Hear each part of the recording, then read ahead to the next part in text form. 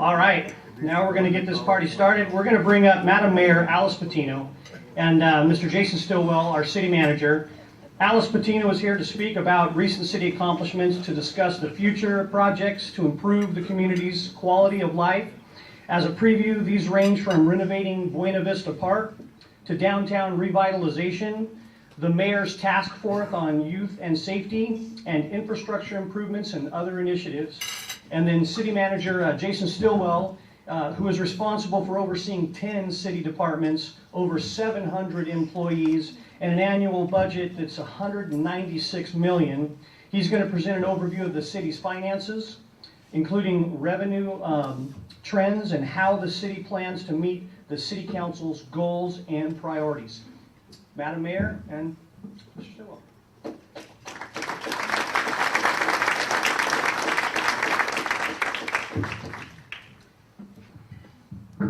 Good morning.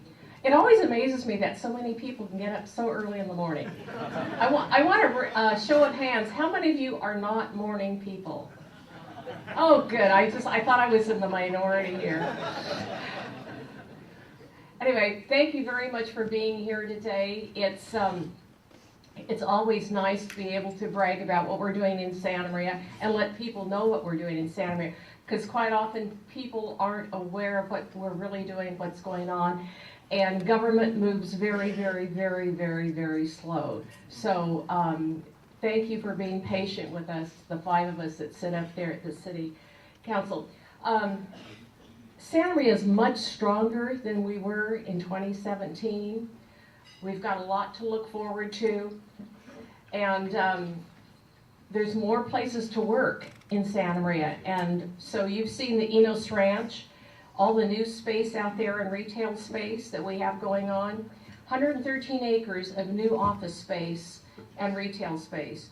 The huge new regional shopping center bringing more money, taxes into town, and they're coming for miles around. The mayor of Solvang said to me, "Oh, I just love this Costco. I'm not going down to Goleta anymore." We have 600 to 700 new jobs that were created. Cracker Barrel, which I have never been to, but people have said they can't wait till it opens, is under construction. The car dealerships and 318 new apartments are on the way. There's a spot there for a new school. We continue to have more and more students in the Santa Bonita School District. And so we're going to see a lot of growth here in Santa Maria. The airport industrial areas, it's job producing, light industry and manufacturing. Companies in the region are expanding. We consistently get calls to City Hall, want to know what's going on in Santa Maria, want to know if they could bring their company here and what's going to fit. And that is really tough in California, believe me. When other states and other counties, other cities out of California sit at the table, they have something to offer. We don't in the state of California. So we do the best we can. And right now, everyone's, and I have people saying, Santa Maria is the place to come to. And we believe that. It's just such a hidden gem. We're in between, thank God, San Francisco and LA. We have a great community. We have a very giving community. And most of you in this room, I know, we see each other at all the events and all the fundraisers. We are a community. And we saw the Black Bear Diner open, which was near Target. We have 88 employees at Mind Bodies, Santa Maria offices, and the company expanded in 2016 from SLO. Appio, which is a local company, is in the process of customizing the building adjacent to Mind Body and to meet its needs, and they'll be relocating in January of 2019 from Guadalupe. Windset Farms, as you well know, and probably most of you in this room have been there, opened in Santa Maria in 2011. Now the company is in the early stages for phases 7, 8, and 9, adding 4.3 million square feet of additional greenhouse and 93,000 square feet of buildings. Once done, the total jobs could grow further depending on the crop, and we're informed by David Wesley, director of the projects, that they plan on expanding here. Of course, we already know about the numerous new stores to Santa Maria at Enos Ranch, the Lowe's, Coast Hills is coming, Dick's Sporting Goods, Old Navy, Xfinity, The Urbane Cafe, Home Goods, Petco, Ulta Beauty, Doc Bernstein's Ice Cream Lab, Blaze Pizza, Kirkland's, Oshkosh Kids, and I don't know, I haven't had time. I told Miss Waterfield, we've got to take a day and just go from store to store to store, and Nancy Stewart and I have talked about going from restaurant to restaurant to restaurant to try all the places. So, you know, there's a plan, it's just the execution of the plan, but we'll get there. I think one of the most exciting things we have is the high-speed internet. And a lot of you may not know about that we have going across Betaravia, down Miller, across Maine, and up Blosser, the fiber optics. And it's I think by the end of this year, they'll be closed, and we will have the fiber optics here in Santa Maria. This is not happening in Santa Barbara. It's not happening in San Luis County. It's here in Santa Maria. And so we've got businesses and we've got public agencies that are interested in hooking up to that. And so there's just a lot that businesses, when they come here, they know that they'll have the fiber optics. On North Broadway, and if you've seen some of the moving of the dirt, and when it was dug out, people were asking me what those large pipes were that were down there, and I had no idea, so I had to ask Steve Kahn. But we're going to have motels there, we're going to have shopping and food, including a Blaze Pizza. I was shopping one day in one of our local grocery stores, and the checker said, "We need a Blaze Pizza here." And it was like 2 weeks later, one opened up, and I didn't even know didn't know it was opening up that soon. But he really thought that he had put the bug in my ear, and I got it done like that, so that was okay. We're going to have a Hampton Inn up there on Presker Lane. I went to Presker Park last Sunday for a car show and a fundraiser, and I thought, just a few of us going down there, I just hope it's not going to be another Costco event where getting the egress from that shopping center, but we'll figure it out. And I want to let you know, Costco has their own plan. So when they come to any community, they pretty much do what they want to with their parking lots. But I don't think anybody told them about the winds, the balmy breezes we get from the west. But we're used to that in Santa Maria. And for any of you who were at the air show, was that 2 weekends ago, where it got a little breezy, but you know, we're used to it. It doesn't bother us, but when people from out of town aren't aware of our nice balmy breezes that come in from the west. We have more places to spend time in Santa Maria. Santa Maria's got 28 parks, and Buena Vista, which is the oldest park in Santa Maria, reopened after an extensive $1.4 million renovation. Usually parks cost about $2 million, and but thank you so much to our Alex Posada for putting that together, and it's a beautiful park, and it's a beautiful park for our kids to use and for the community around there. I was unable to be at that. I would have loved to have been there. I was unable to be there. I was up visiting my mother. And most of you have heard we have a 4-year university coming, Laverne University of Santa Maria. You know, it's something that I know Mr. Boyson was really interested in, Kevin Walters, Dr. Walters was interested, and Econ Alliance. When we first got together in Econ Alliance, which was 2012, we talked about that. And we had people from Cal Lutheran come up here, we had people from Channel Islands, and they gave us a lot of hope, but that's all they gave us. And so I spoke to the 2 people from Laverne University, and I said, how long have you guys been in having the conversation? Because you have conversations with people, but it never comes to fruition. And I think it was like back in May or June, right? And they're here. And so not just our kids coming out of high school, going on to Hancock and then going to Laverne, but we have a lot of young men and young women who have families, and they can't just take off and go down the road to school, and it's so convenient for them to be able to do that. But it's so important because we know we want a more educated community, and that's the way to do it. When businesses come here, they look at the education and they look at the arts, which are both very, very important to a community. And I just want to thank Kevin. I want to thank Vicki Connor, and I want to thank Ken Parker for all the time and energy. And it was meeting after meeting after meeting. I said, you know, it sounded promising, but it didn't come to fruition. We have the Downtown Fridays. If you've not been to a Downtown Friday in Santa Maria, they are really, really nice. I think you'll have 2,000 people show up, lots of different foods, lots of different vendors. Ed Carcari does a great job. We always have good music. And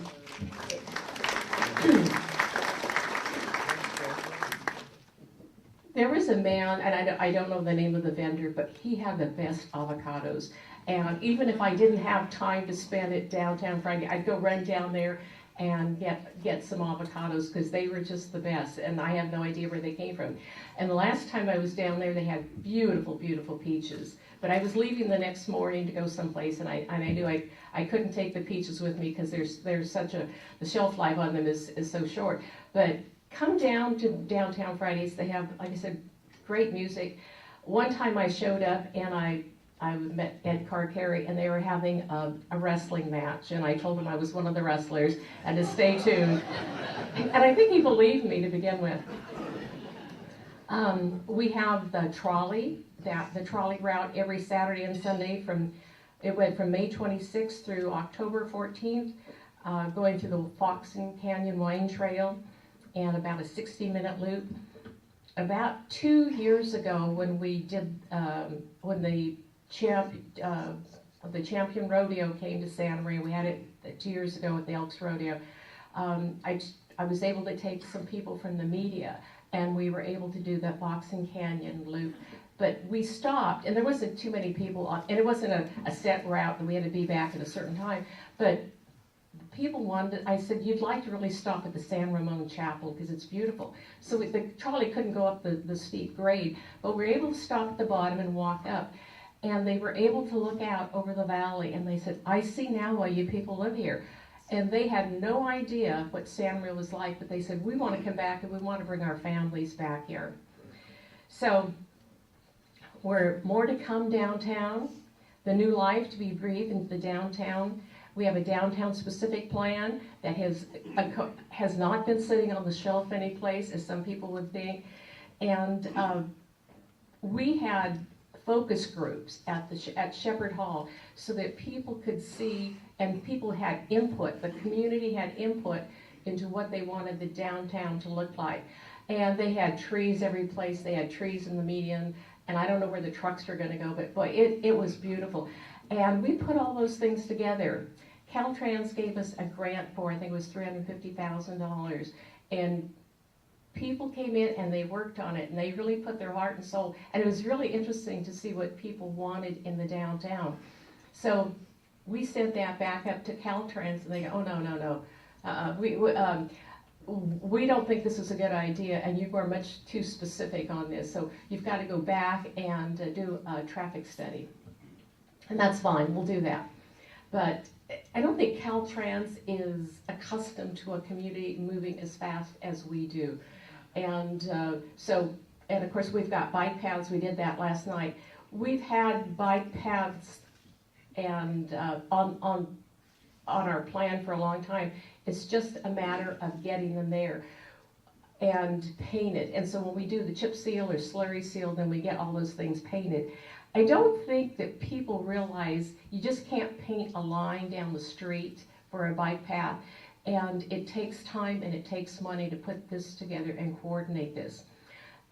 Dr. Motz was talking about last night that when he was in Germany, that they bike on the sidewalk and then they paint the bike paths on the sidewalk green.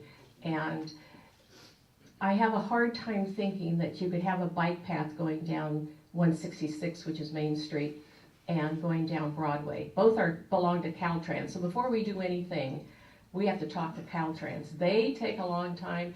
I'm not saying they're as bad as the IRS, but they're not real friendly. There's probably someone from Caltrans here. We've learned we work well with them, and I thank you, Steve Kahn, because he's very helpful, and he's very much more optimistic than I am when it comes to Caltrans. But all those things have to work into it. if it was just us, we could figure out how to get it done and get it done in a very expeditious manner.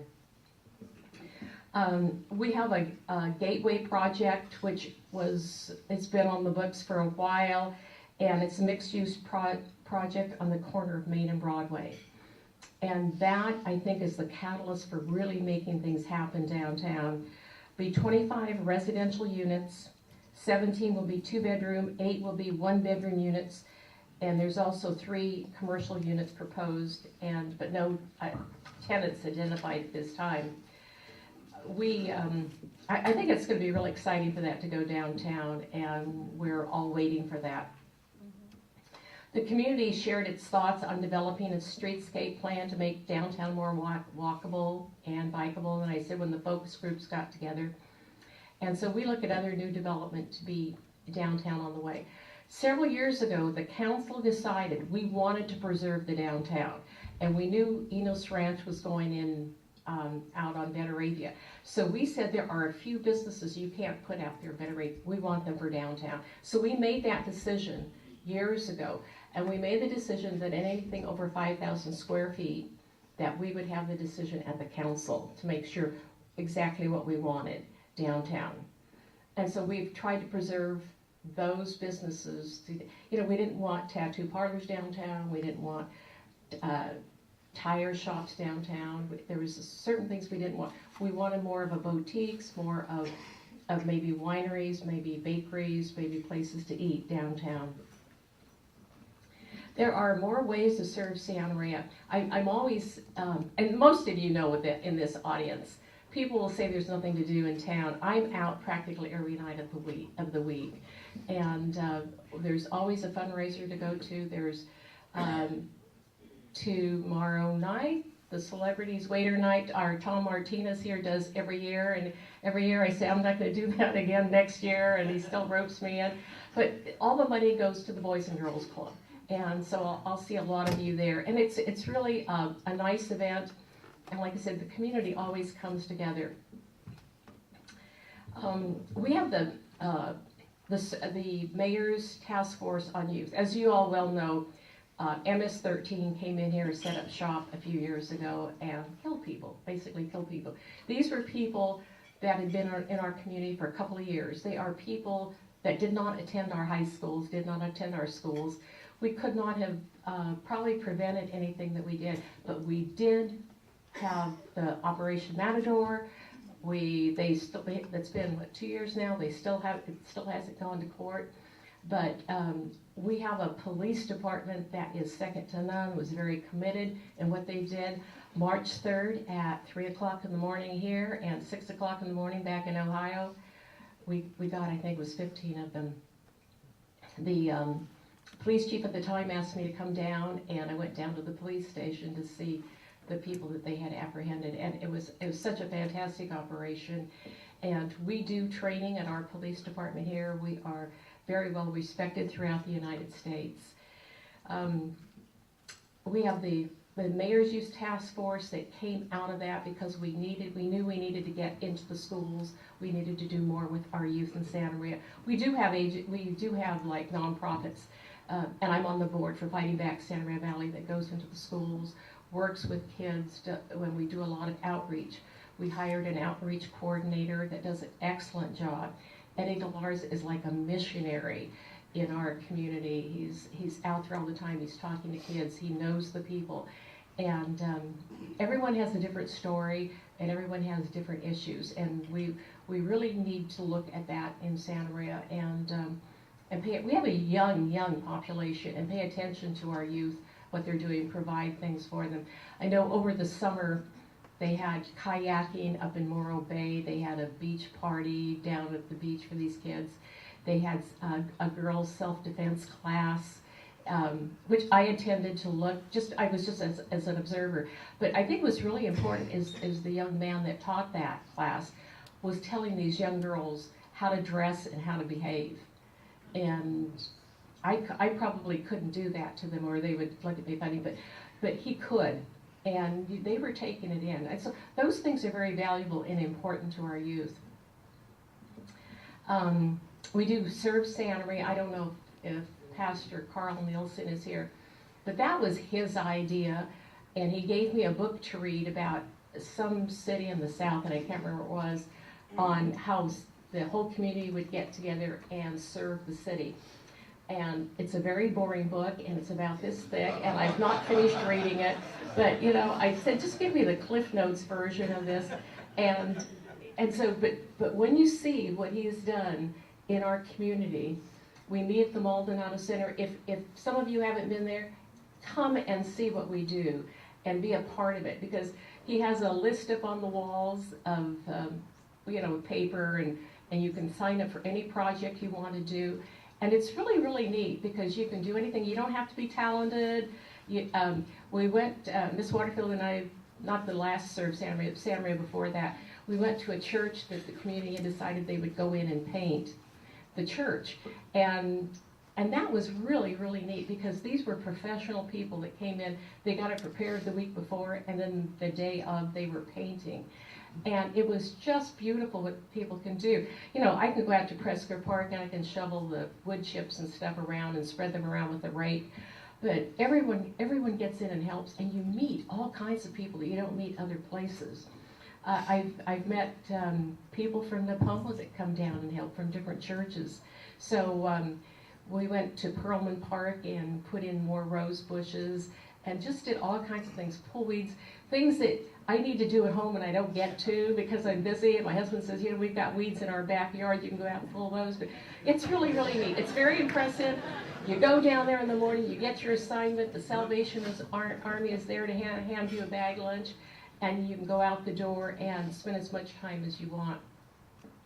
Judge Kay Coons has a group in her that are clients in her drug court, and she tells them if they go and do this, then she counts it for things that they've done in the community. And 2 years ago, when I went out to the rodeo grounds to help out there, she sent a group out there. They came back the following week, and I think the following week after that, to help get the rodeo grounds cleaned up. It was funny because the Elks people knew that they needed stuff cleaned up for the rodeo grounds, and this is when the big rodeo was coming to town, and they had watered down some of the, you know, it's pretty dry out there, and they had watered some of it down, but then they gave us this patch with no tools other than I did bring gloves. Everyone brought gloves to pull weeds, and it was very, very dry. They did not think that they were going to get all these. I think there was about 40 of us out there to help clean up the rodeo grounds. You always have, if you want to sign up to adopt a road in Santa Maria, a number of groups have done that, and you can always contact the city and find out where you can sign up. As you well know, in November, we already have your ballots, that we are divided by districts now. We have 4 districts. Mayor is elected at large, and then we have people in different districts. So District 3 and 4 now are up for election. And so we adopted a resolution at the City Council saying that, yes, we will be elected in districts, but we will serve together. And so the governance will be as one. Many times we get calls, and people that feel comfortable calling, whether it's Mr. Cordero, whether it's Ms. Waterfield, whether it's Mr. Boyson, Dr. Motes, or myself, they feel more comfortable maybe calling one of us because they know us.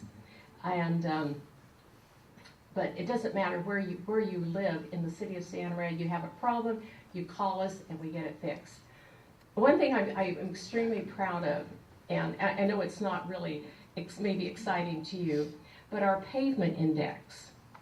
And I always brag about, and that's our streets. So if there's a pothole and you call in, it probably gets fixed in a couple of days. And it doesn't matter if you're me, the mayor, or if you're anyone else. You call, it gets fixed. These people are very proud of what they do.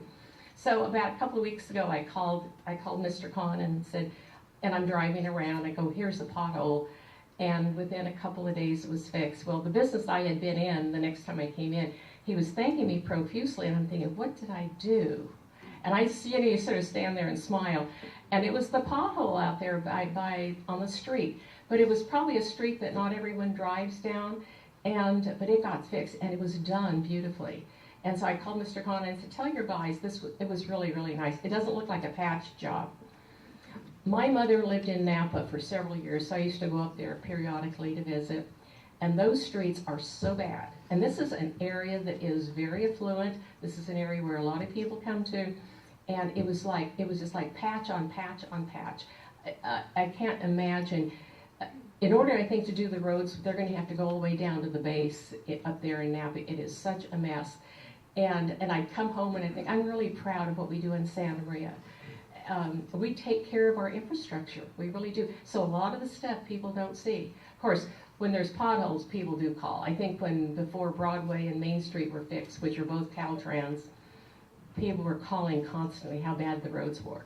After they got fixed and everything was nice, and of course we used to say it's Caltrans, it's not us, it's not our fault. But then they'd call afterwards and then compliment us what a great job we did. We go, oh yeah, we handled it. It's great.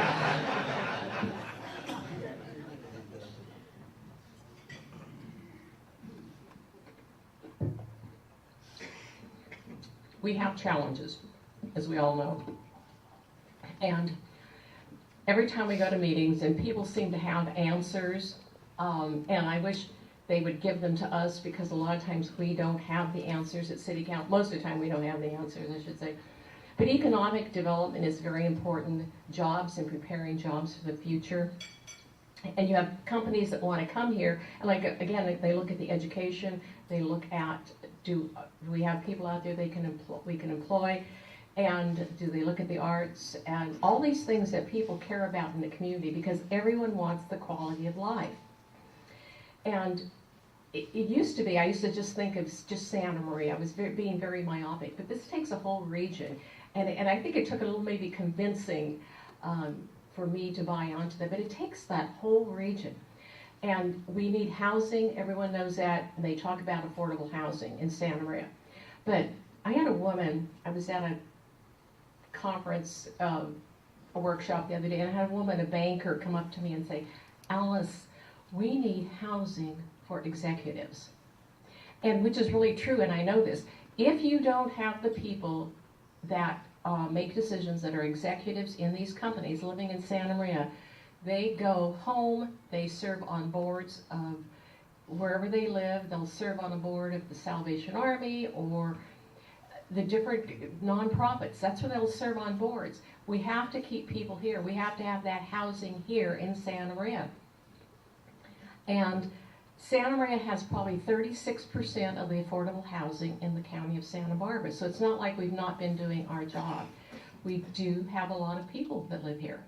Now, what we consider homeless and what the school districts consider homeless are two different things. So if you've got a family, and we know that we have several families living in a home, these kids are considered homeless, even though they have shelter.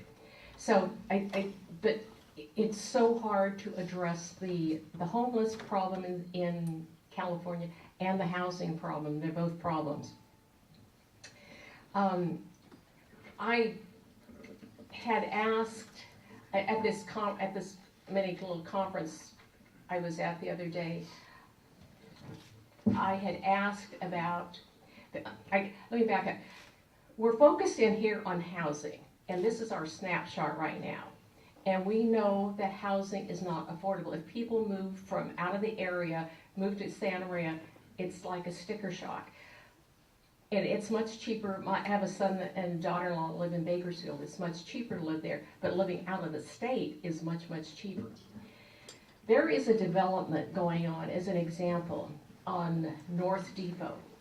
And this is, the Housing Authority is doing this, and so it's going to be affordable housing, and it'll be for some veterans. I think there's a percentage that you have to have veterans in there, for disabled and low income.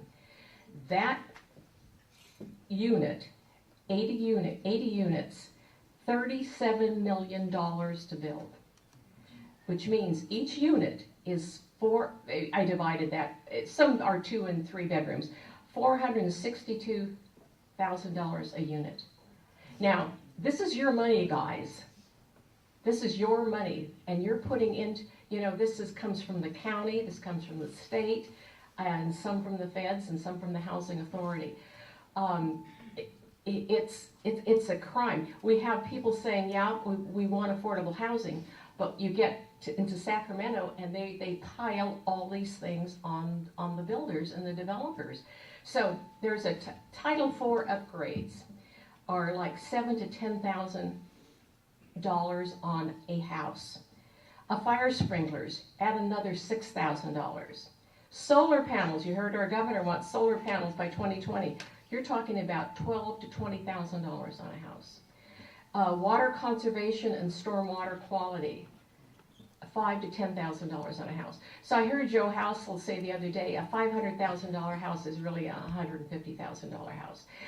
And so when you guys go to the ballot, or if you have not sent out your ballots yet, please read that carefully. It sounds really, really, really good. But we know so often that, especially in the state of California, they tell us we're going to do one thing and then they use the money over here and they don't do that. And people are wondering why our roads aren't being taken care of, and they promised to do this many ballots ago, and it's not been done. So, really pay attention, and pay attention to that person that you elect. And I'm not trying to throw Hannah Beth Jackson under the bus or salute Carball, but boy, they don't think the same down in South County as we do here. That sounds really political. We already know that. We in North County already know that. And sometimes I don't understand how they think. I've served on boards with Salute Carbajal, and I've sit with Janet Wolf, and I like them. They're nice people. We just don't agree on some things, on how monies should be spent. And so be very, very careful when you go out there and vote for ballot measures. Now, I never thought I would ever vote for a school bond or for a Measure U. But I've come to the conclusion that we have to take care of Santa Maria. I know I'm getting political here, but this is the reality of it. We know where there's certain places I donate my money, and certain places you guys donate your money, and you know where it goes. And there's some places you don't want to donate to. But I'll tell you, when it comes to the Measure Y for Allen Hancock, this is our school. And if a lot of you aren't as old as I am, but when the Quonset huts were there, I went to Allen Hancock when there were Quonset huts, and it's this beautiful campus. The mayor of Buellton was up here. There was an event at Hancock for our fallen heroes the other day, and she goes, "This is a beautiful campus." And that's your investment in the youth, in everyone, because it's not just youth that attend Hancock, but I think it's so important. And then we have our Measure U for Santa Maria, which is mostly public safety. Whether we have, whatever our political or ideology differences are, we're all, we're Santa Marians, and we care about this community. And everyone does, no matter what just like having different religions. But it's so valuable. So I just ask you to really, really pay attention to those ballots when you fill them out. And whether you feel one way or the other, if you are for Measure Y or against it, or for Measure U and against it. But we have an oversight committee, and we at the council are doing what we said we would do with that money. The first Measure U that came through, I had made the suggestion that we put money into the levy so that people in Santa Maria did not have to pay flood insurance, because you would be paying thousands a year in flood insurance. And so we got that covered. That doesn't really resonate a lot with a lot of people. It's not that important. Public safety is always the first thing that we hear in Santa Maria from our people. They want public safety. They want those firemen to be there and have a response time of under 5 minutes. And they want our police. You always hear, "Where's the policeman when you need it?" We only have so many to go around, and so we will be able to do more of that. But companies coming in want to make sure this is a safe place. I think Santa Maria, I've heard the chief say Santa Maria is a very safe city. I walk the streets in Santa Maria. I've walked probably all of the streets in Santa Maria, because you do that when you campaign. I feel safe in Santa Maria. There isn't any place that I wouldn't walk. And I know there's a lot of people that feel differently, but it's such a safe city. We have so much going on here, but like I say, when you say affordable housing, it's everything that happened before that's been piled on now. And I don't look at it getting any better, but we'll see. So anyway, when you live in a $500,000 house, remember it's only worth 150. The reality of it. I feel sorry for the developers, and I feel sorry, for the builders that have to do this. When the development on North Depot opens, and they'll have an open house, be sure and go there.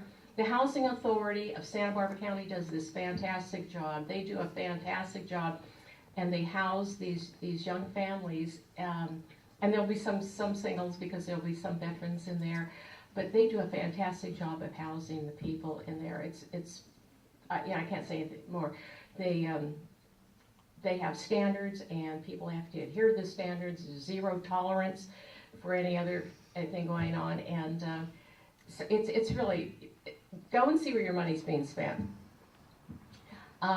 We still are we rank below average in monthly cost of water in the city of Santa Maria.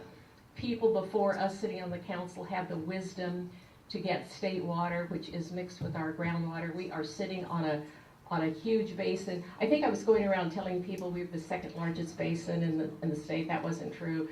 So somebody had told me that, but I went and checked with Rick Sweet, and we have a large basin, but not the second largest in the state of California. But we still have good water, and that was really important. These are the kinds of things you see that we've done in the city that you really don't see what the basin is like. We have more than 100 multi-family units and about 300 single-family units, homes that are currently in permit review or under construction within the city limits. Everyone knows we have a homeless issue that is, we've contributed to a coalition in the county. We are at the table, Mr. Cordero, Ms. Waterfield for Home for Good. It's a regional attack on homelessness so that we can get going on this.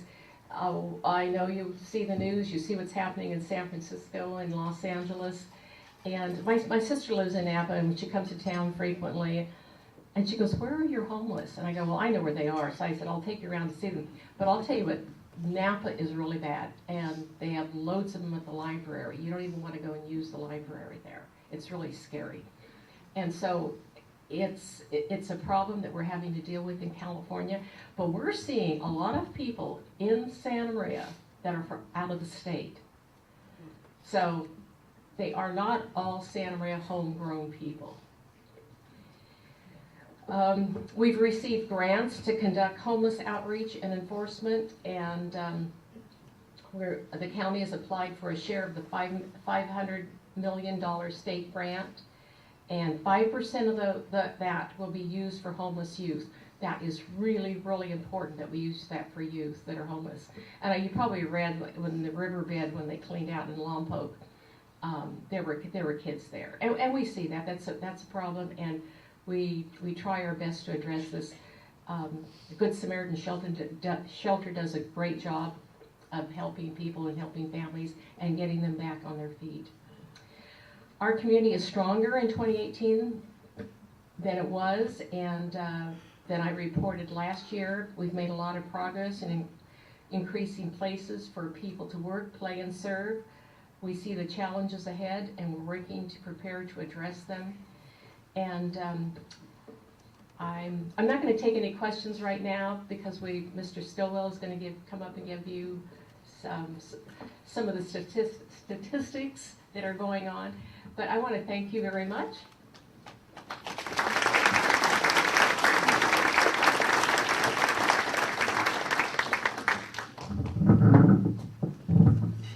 Good morning, everybody. As the mayor mentioned, I'll talk about some statistics and community indicators related to the city in particular. So a couple broad categories. First, with the community indicators. Generally speaking, crime is down. I'll get into that a little bit. Jobs are up, unemployment's down. Revenue sources are trending higher, so those are good indicators all. And then as far as city services, I'll touch on that we are continuing to provide quality services to the community. I'll explain how we know that and how we intend to continue that. We have strong community support, and then as the mayor touched on, I'll Measure U, I'll explain a little bit more about that as well.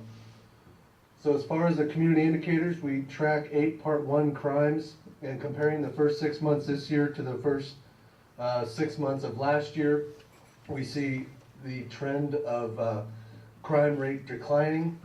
And in particular, we've had fewer cases for larceny, theft, burglary. We've had a few more cases.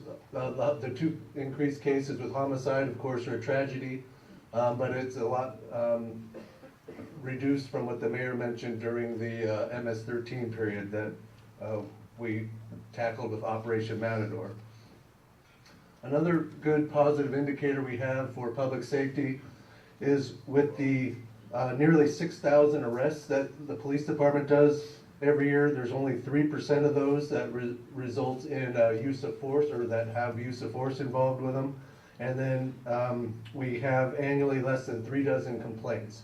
So we're proud of that, and it takes a lot of work to be able to train our officers to be able to have those positive interactions with the thousands of interactions they have annually.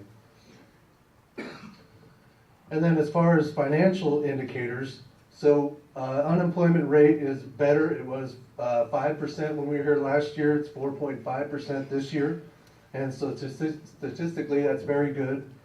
As the mayor touched on, housing prices are going up, and we're seeing both growth just based on supply and demand, and also growth in housing prices as a result of, or increased assessments following Proposition 8, which means that the housing prices have recovered from the last big recession, the 2008 Great Recession.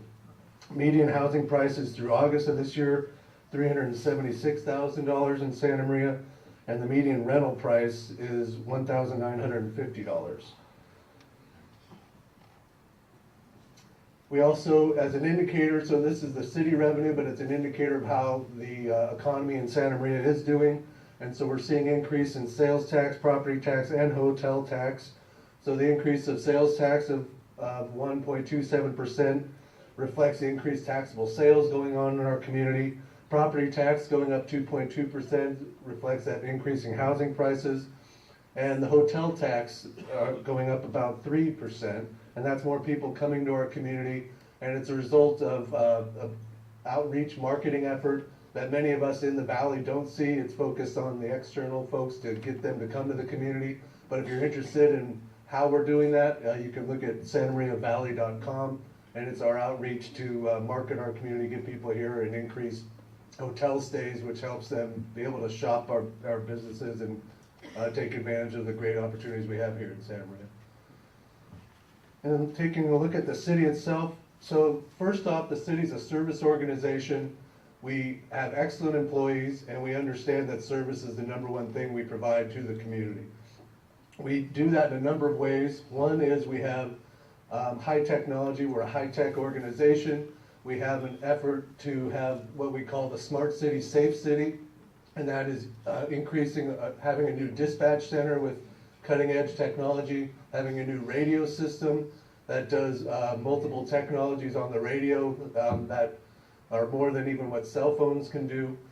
Mobile data, so when your police and firefighters come up to your house, they have information there available in the vehicles to be able to look up what past calls are and how to be able to provide the assistance you need more immediately. We also are using more remote technologies, so the folks out in the field, whether they're building inspectors or working in the utilities department, can understand what the needs are out in the field, rather than in the past having to write a note, go back to the office, look it up in the file. And then we're using technology for increased customer accessibility, so people can do more work with the city or more interactions that they have with the city. They don't have to come to City Hall or to the city offices to be able to do those. The city also is leveraging quite a few grant funds, actually. And the mayor touched on the homeless grants, so we've received the $2 million homeless grant, homeless outreach grant, and we're in the process of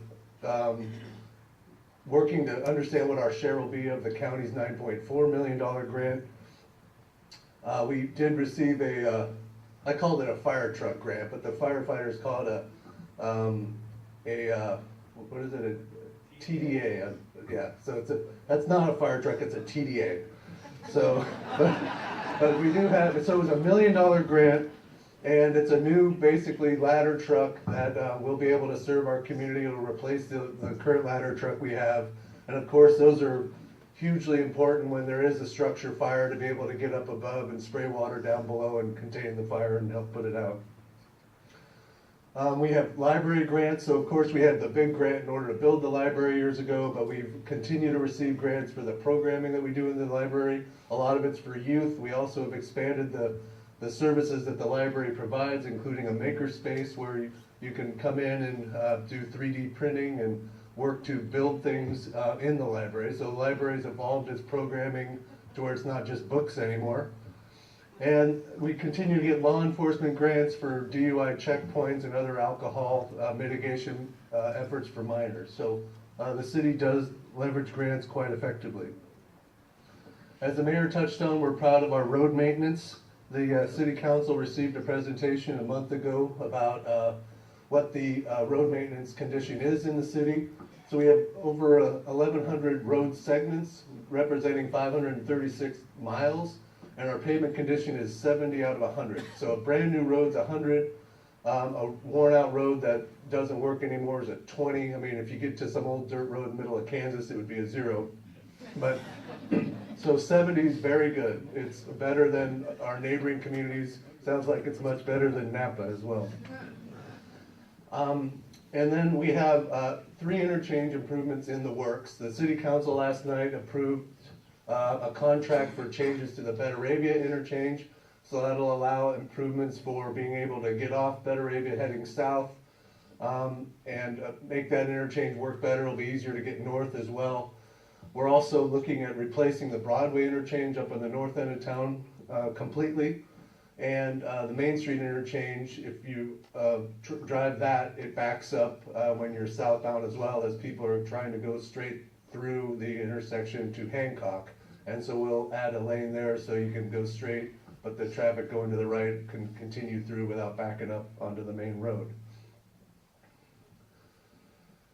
So as I mentioned, the community is supportive of the city, and we completed a citizen or a community satisfaction survey, and it's positive views with we got positive feedback for the city services, general support of the city heading in the right direction, and we had high satisfaction. So we thank you as a city for that positive feedback, and we recognize that that's a lot of trust in us, and we'll continue to do the good work to earn your trust in the future.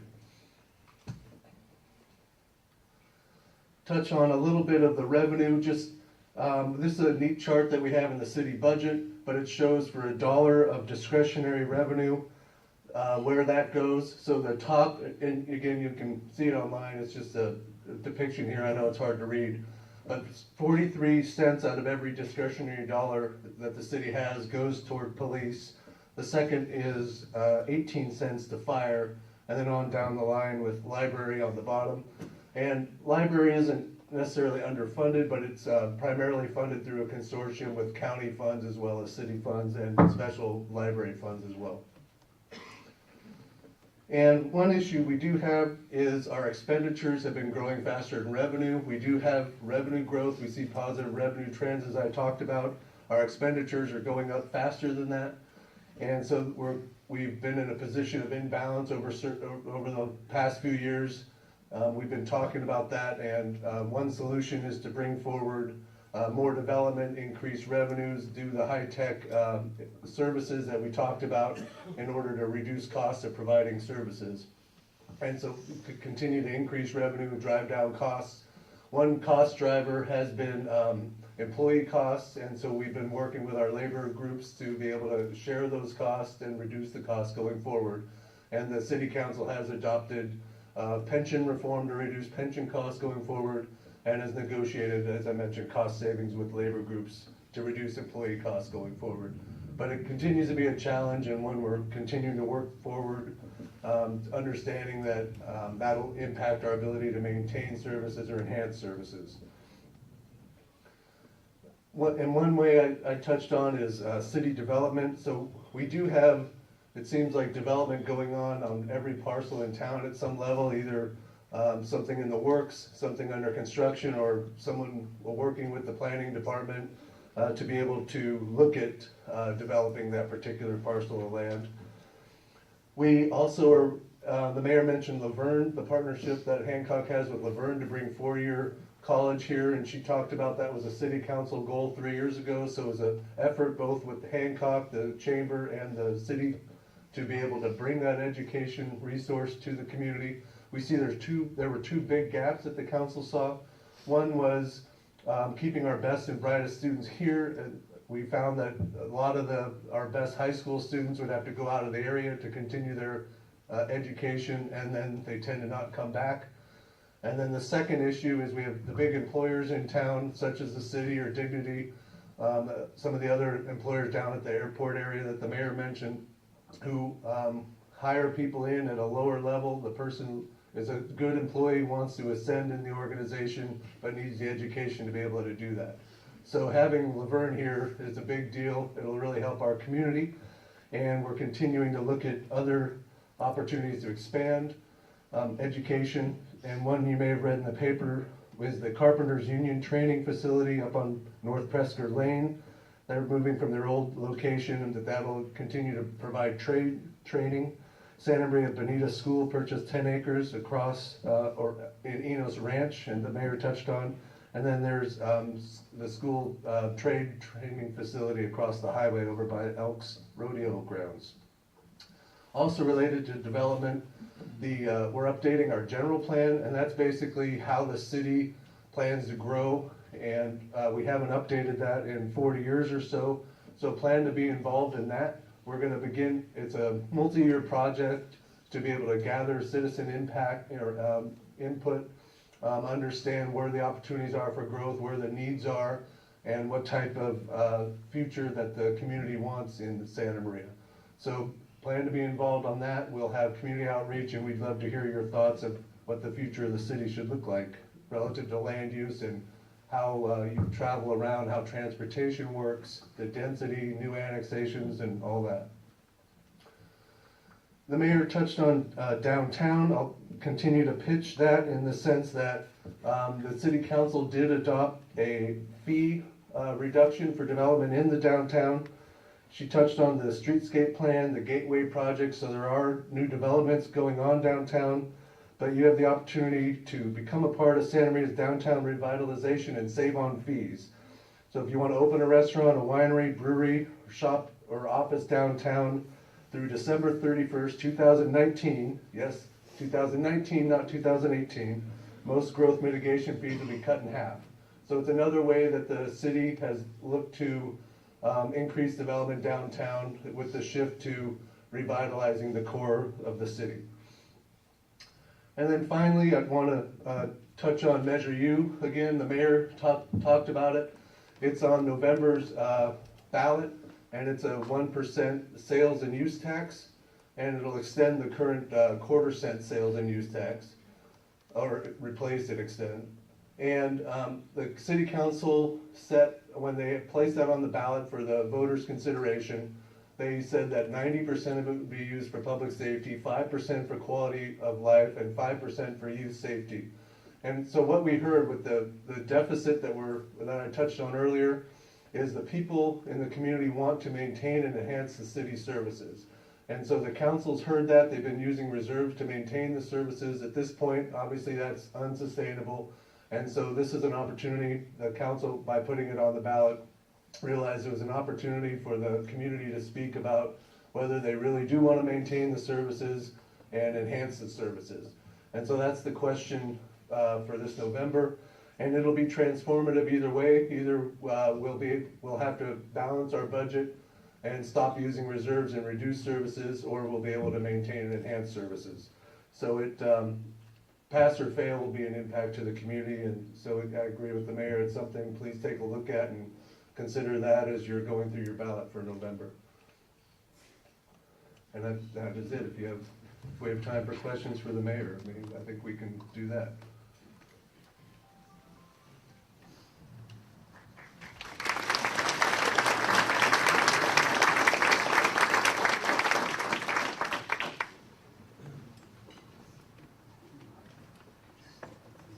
That's a lot of shy people. No questions? We got a question right here. One more than mayor.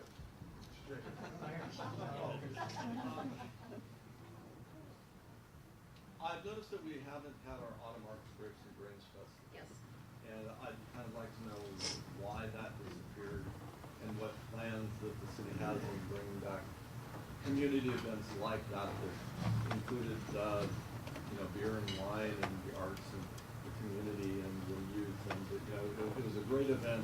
I'm wondering, how that might happen again. And I'm not really sure if we weren't getting some of the participation I know that we needed. And they did have was it a brewery thing? Yeah. A couple of people out in the park.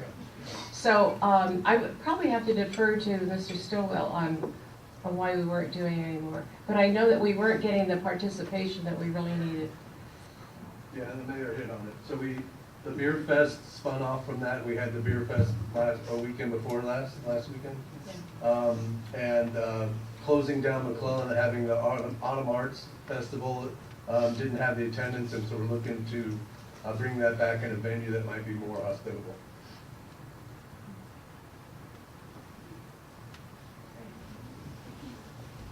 Probably for Jason mostly, when we hit the recession, our rainy day fund was used at that point and after so. I mean, it's really good that we have that.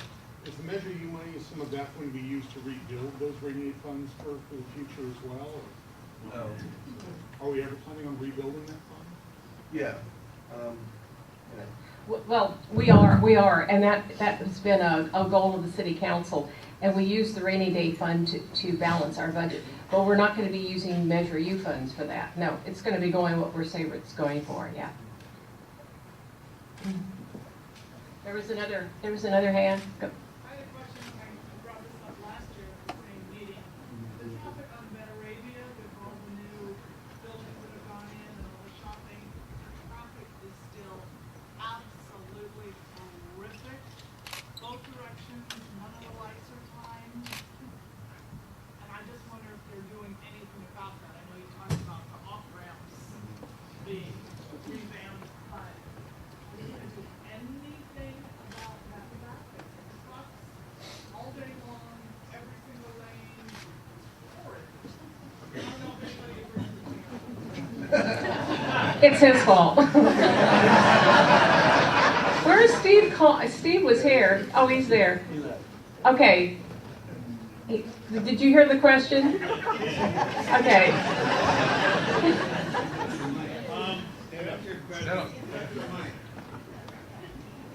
The Betteray Road does have a very, very high volume of traffic, and from a commercial standpoint, they're talking about earlier, that's a good thing. We want traffic volume, but we do want to control. So the signals, our time on Betteray is going to continue. We're Bradley is not timed, but the other one yet. We're just about hooking that one up.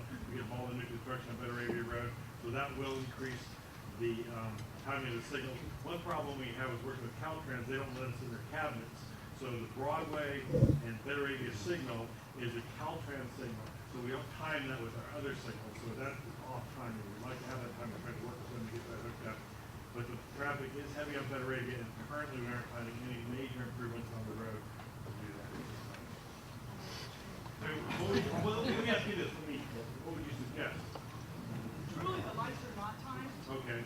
Because, well, they are timed, so they are timed to get credit every single But if one car's waiting to come out of Target, everybody else stops. I mean, they really, I think. Let me get my card.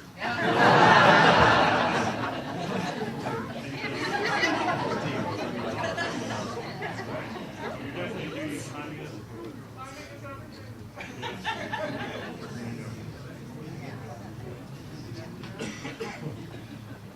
Last question, please. Thank you, Mr. Khan. Is there one question? I have a question. As far as the mall downtown, I know I saw something that said there was new ownership. Are they planning on renovating that space at all, or putting some more shops in there? They are. It's a new owner, but he's more willing to work with businesses that want to come in. There were businesses that wanted to come in and they weren't willing to work with them or to move walls out or do a lot of things. There are new owners. There's a Victoria's Secret coming in for any of you that'd be interested. But there are new businesses coming in, and maybe Mr. Stilwell can speak to that because he's been in some of the meetings. No, that's correct. So the new mall owner brought in a management company that's familiar with transitioning malls, recognizing the mall isn't today what it was when it was built, or in its heyday in the 80s and 90s. So they recognize that it's still a place that people want to go. It's a place people want to shop. It won't be the power shopping in the past. And they plan to build on the activities that are there, such as the trampoline jumping and the gym, and more lifestyle opportunities to be able to go there, spend time with your family. It's a safe, clean place where you'd be able to not only shop, but be able to do other things with your kids. So they're in here. They said they want to be more of a part of the community. They talked about having bigger trick-or-treat events there, and mentioned they bought a pallet of candy so they don't run out. They want to do more Christmas events, so I'd expect the new mall owners and the management company will reintegrate with the community.